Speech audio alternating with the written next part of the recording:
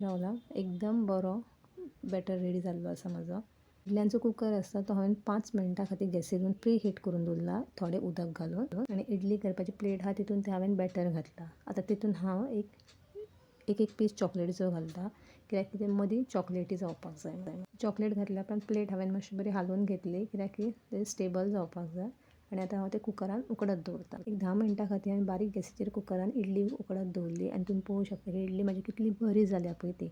वयरच्यान जितली बरी आसता तशीच पोंदच्यान सुद्दां बरी भाजलेली आसा, अजिबात अशी फुटोंक ना। थोडे लोक एका चोकोलावा सुद्दां म्हणटा पण म्हाजे भाशेन हांव एका चॉकलेट इडली म्हणटा।